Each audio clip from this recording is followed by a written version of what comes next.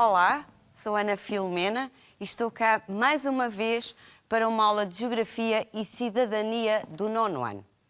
Ora bem, hoje o nosso tema da aula vai ser ricos e pobres. E este tema, que poderá de alguma forma, ou o nome que nós demos a esta sessão, ser de alguma forma constrangedor, vem na sequência da aula passada. E porquê? Recordam-se que no último fragmento de vídeo, fazia referências a algumas disparidades entre modos de vida, consumos e imagens reais de populações, cidades, locais e países, em que havia diferenças, que apesar de toda a globalização nos permitir ter acesso e todos os produtos chegarem a todo o mundo, nem todos têm acesso aos mesmos. Ora bem, e pegando nessa globalização, vamos começar a olhar aqui para esta imagem. Uma imagem que pela vegetação nos induz a pensar que é um sítio bonito, agradável. Vimos ao fundo uns prédios. À beira-rio, vimos prédios? Não. Vimos umas habitações, umas casas de lata, muito degradadas. Pois é verdade. Estas realidades coexistem no mesmo espaço. E é isso hoje que vamos tratar. Comecemos, por exemplo, agora por ver um vídeo que representa, é o testemunho de duas pessoas, de realidades de mundos diferentes, mundos, países, e que representa exatamente a forma como foram criados, os seus objetivos de vida e como veem a vida. Um destes senhores, o primeiro, é conhecido de todos nós. Vamos ver se vocês o identificam à primeira. When I was young, I was very lucky. My parents bought me books, encouraged me to learn new things, sent me to a very good school. And so I got to think about science and scientific discovery. And in fact, right about that time, the very first computers came along. And so I was very curious to play with it. In fact, my teachers found it confusing, and so they let me run with it. I even ended up teaching the other students about the computer. So I got to dream and see something that would really be different and amazing at a quite a young age. Well, I feel incredibly lucky that my success at Microsoft created something of economic value, and now I have the responsibility and also the privilege of working with my wife Melinda to make sure it goes back to the world. Oui, eh bien, ça que moi-même Joseph, estima Joseph, me dit, la vie me finit dans le pays, peut-être, et la pluie pas tomber, pour le monde t'a mis en bataille, pour Taïwan pour vivre à madame ou à petit tout. Alors, bon, pas de bois, dans la région encore, pour d'où comme ça, ou à rentrer, ou pour le faire, ou à besoin de petit chou bois pour racher, pour faire un sac charbon. Ou que doit faire journée là, des jours, ou pas gagner pour manger, pour bâtir petit monde à créer dans le pays. Et ou pas besoin de monde paraître pour dire, ben mon cher, mais ça pour payer d'eau dans le pays. Ya, c'est coucher tout le monde a couché pour nous mourir parce que la vie, ça traîne la vie finie. Ou pas tout coucher là, ou pas tout être là, ou pas gagner pour bâtir monde. Ou pas gagner pour baler, ou pas gagner monde à baou. Eh ben, ou pas tout coucher au mourir. E ça traîne la vie finie. Pois é. Duas realidades muito diferentes. O primeiro, Bill Gates, sebejamente conhecido de todos nós, o fundador da Microsoft, teve uma infância que lhe permitiu frequentar boas escolas, os pais incentivaram-no a seguir a escolaridade e a ter bons resultados, teve sucesso profissional e o sucesso, como todos vocês sabem, foi tão grande que criou uma fundação que atualmente ajuda em países em desenvolvimento. Temos, por exemplo, a Fundação Bill Gates está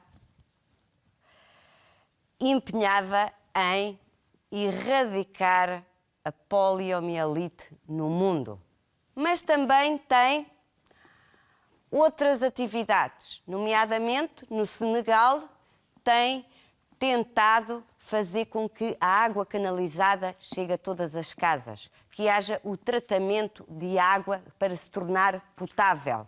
Ora bem, enfim, o outro senhor, de um país diferente, tem realidades diferentes, preocupações diferentes.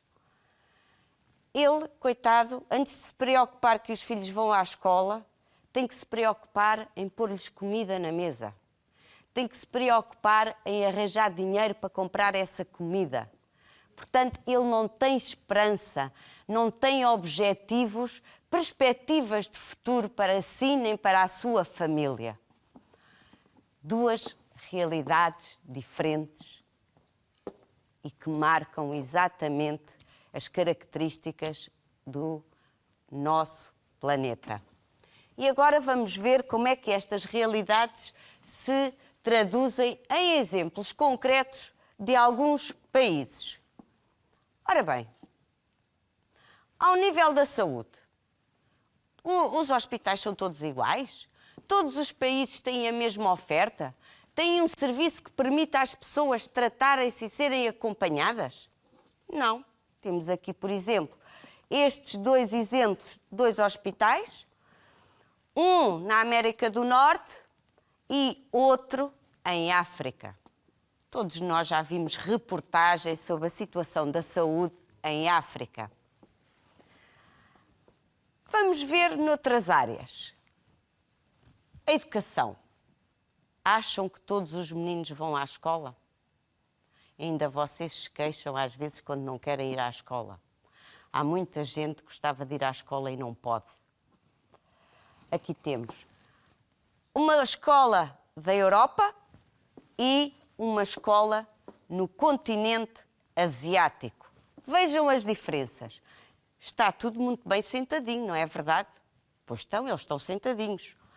Uns nas cadeiras e outros no chão. Vejam o equipamento da sala. Quadro branco. Olha o quadro ali. Vejam os materiais que os meninos usam nas escolas. Pois é, a educação é assim em muita parte do mundo. Então, e agora vamos ver a habitação. Será que essa habitação é igual, desigual, é contrastante? É engraçado, é porque ali tínhamos dois países, dois continentes. Aqui, no mesmo espaço, encontramos duas realidades distintas, que muitas vezes acontece, elas coabitam. Temos ao longe a cidade, os prédios, e aqui embaixo temos o quê? Um bairro de lata. Aqui temos que, também aqui, as realidades não são as mesmas. E no mesmo espaço podem coabitar situações diversas, distintas.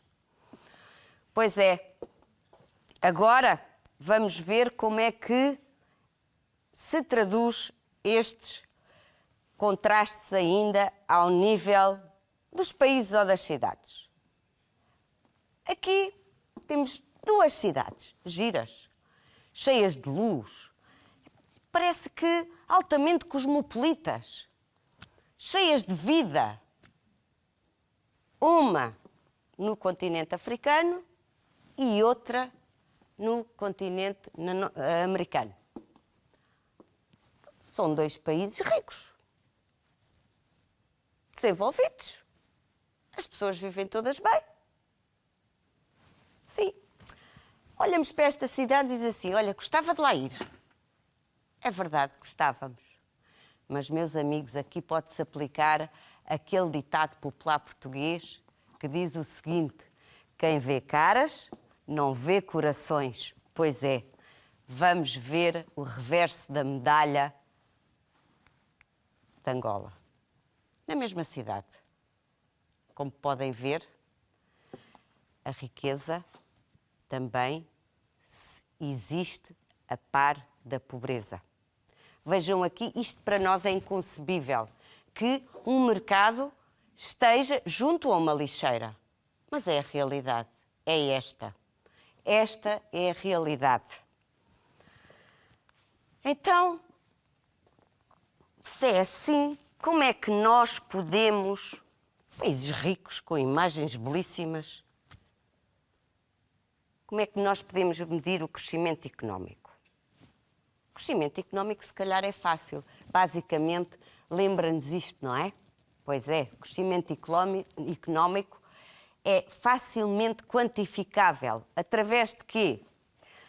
Na quantidade de bens e serviços de uma sociedade, de um país, e usa indicadores como, por exemplo, o PIB ou o PNB.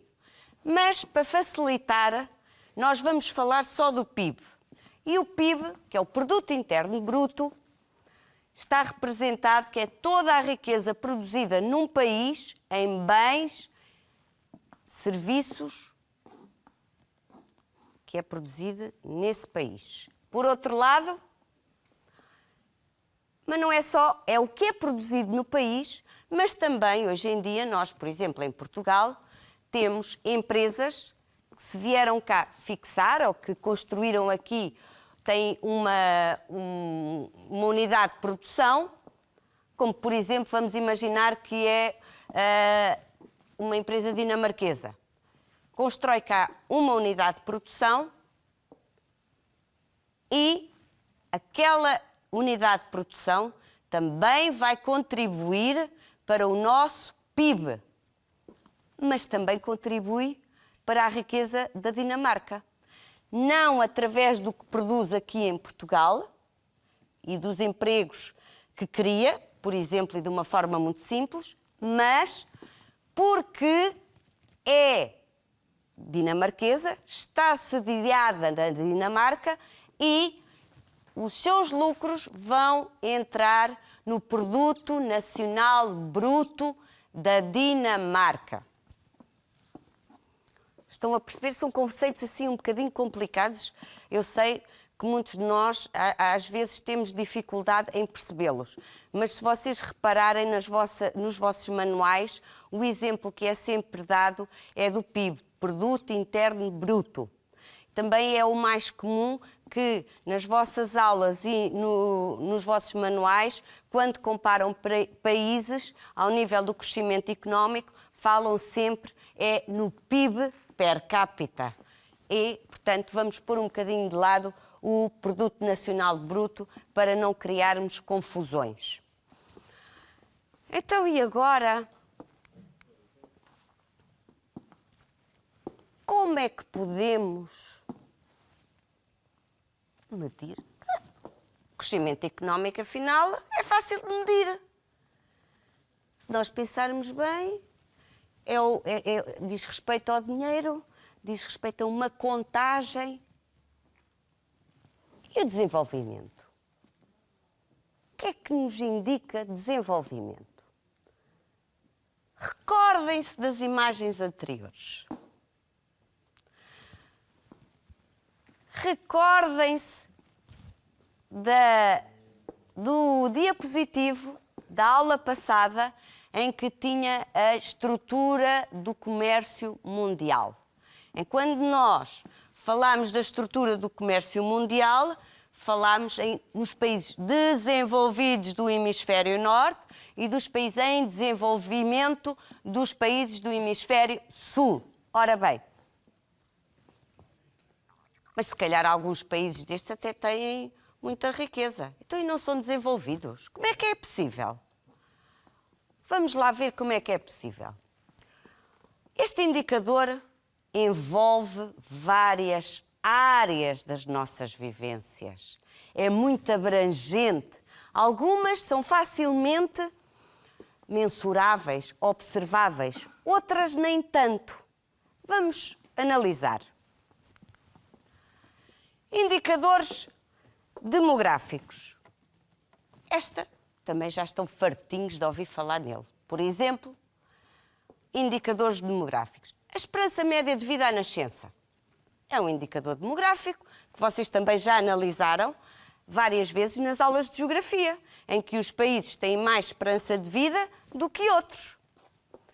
Por exemplo, ou também a taxa de mortalidade infantil. Quer dizer que quanto maior for a taxa de mortalidade infantil, mais problemas esse país tem na assistência à saúde às grávidas e durante o parto e à primeira infância. Então, vamos lá ver, e vimos ali, se vocês repararem naquela imagem dos dois hospitais, estava bem patente que, muito provavelmente, a assistência não podia ser a mesma. Indicadores socioculturais. Este, se calhar, já é um bocadinho mais confuso. Não, não é. Também já ouviram falar dele. Por exemplo, a taxa de analfabetismo de um país.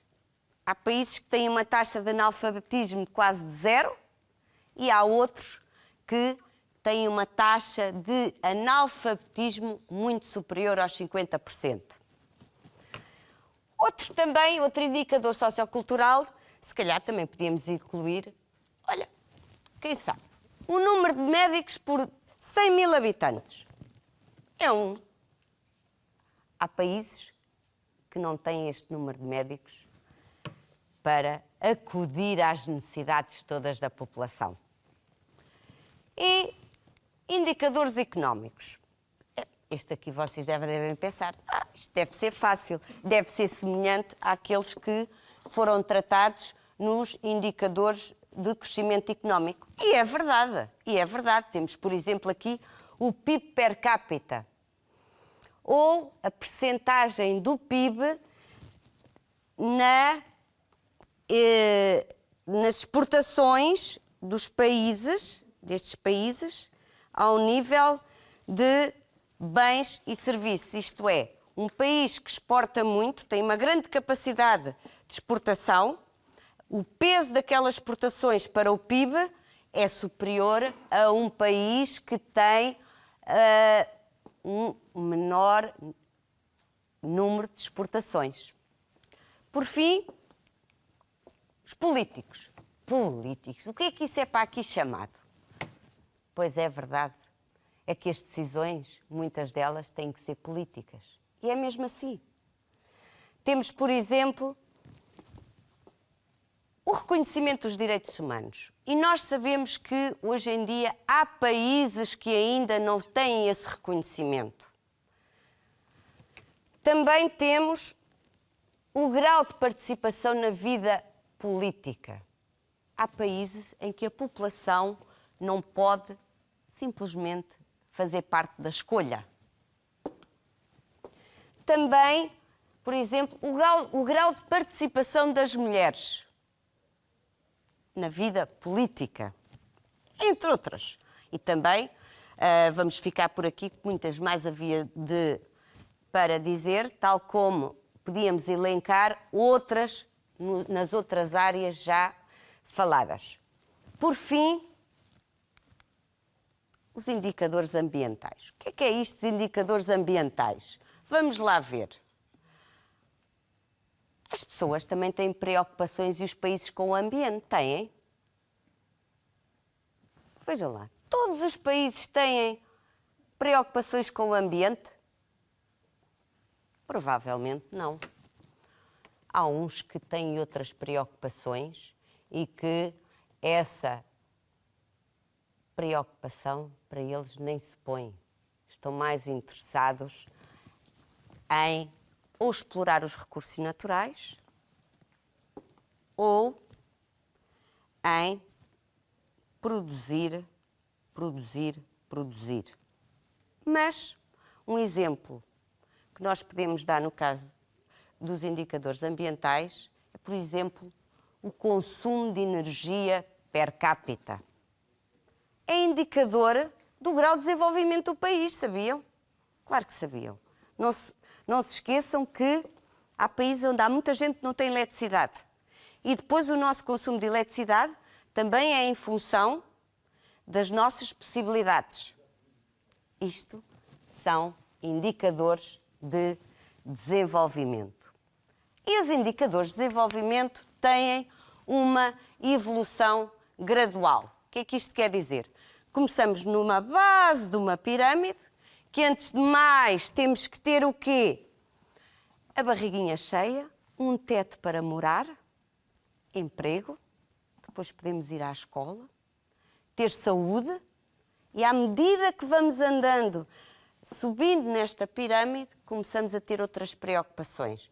Quanto mais anos andarmos na escola, mais conhecimento adquirimos e nos passamos a preocupar com outras coisas. E então, também começamos a ter melhor assistência médica, a saúde começa a melhorar, nós começamos a ter preocupações com a saúde, começamos a preocupar com a participação política nos órgãos do nosso país, começamos a pensar na segurança, se estamos seguros, se estamos protegidos. Depois também pensamos na cultura. E pensamos na cultura se já tivermos satisfeitas uma série de necessidades básicas e essenciais à vida. E, por fim, pensamos em coisas como o ambiente. Quando temos tudo, muitas necessidades satisfeitas, muitos conhecimentos adquiridos, nós começamos a pensar também no ambiente. Mas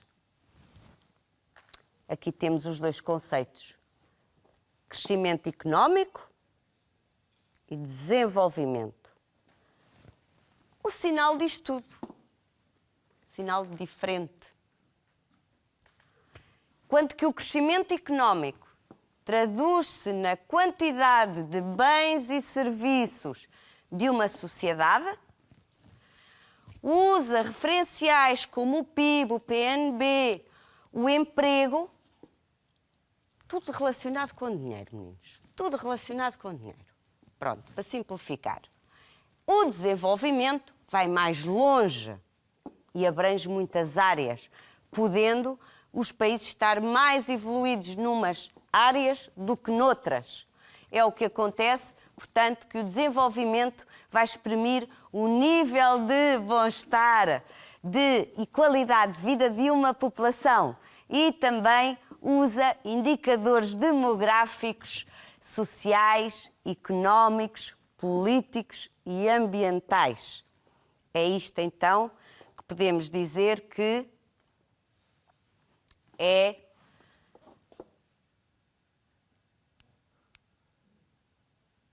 os conceitos são conceitos distintos, muito diferentes e que traduzem realidades diferentes.